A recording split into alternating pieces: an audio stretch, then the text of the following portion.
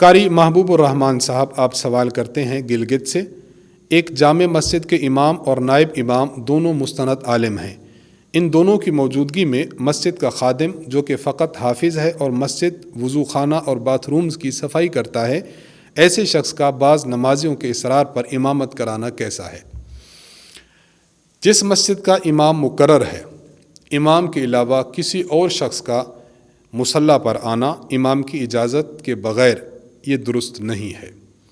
یہ خود مسجد میں اور نمازیوں میں فساد کا اور لڑائی کا سبب بن سکتا ہے، اس لیے امام مقرر کے علاوہ کسی اور کے لیے امامت کرنے سے احتراز کیا جائے۔ ہاں، اگر امام صاحب خود پیشکش کرتے ہیں، کسی کو کوئی عالم آ جاتے ہیں، کوئی بزرگ تشریف لاتے ہیں اور امام صاحب خود ان کو کہتے ہیں کہ مصلی کی امامت کیجئے، تو اس کی تو گنجائش ہے، لیکن امام کی موجودگی میں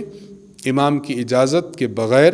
اور ان کی پیشکش کرنے کے بغیر اگر کوئی مصلی امامت کو پر آتا ہے اور نماز پڑھاتا ہے تو اس کا نماز پڑھانا درست نہیں ہے۔ تاہم اگر ان صاحب نے نماز پڑھا بھی لی ہے تو نماز تو ہو گئی، لیکن آئندہ ایسے کام کرنے سے احتراز کرنا چاہیے۔ بلکہ فقہائے کرام نے تو یہاں تک لکھا ہے کہ اگر ایک مسجد ایسی ہے کہ جس مسجد میں امام مقرر ہے، مقتدیوں میں کوئی ایسا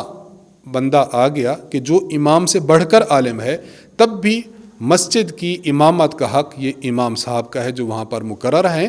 امام صاحب خود ان کو آگے کر دیں تو الگ بات ہے، وگرنہ حقدار وہ امام ہی ہے۔ لہٰذا ہمیں اس کا بہت زیادہ اہتمام کرنا چاہیے، خصوصاً ایسی جگہ جہاں پر مقتدیوں میں کوئی ایسا شخص ہے جو نماز پڑھا سکتا ہے،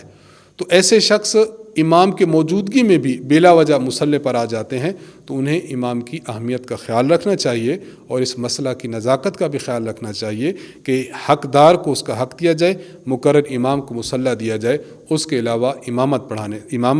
کرنے، نماز پڑھانے سے احتراز کیا جائے۔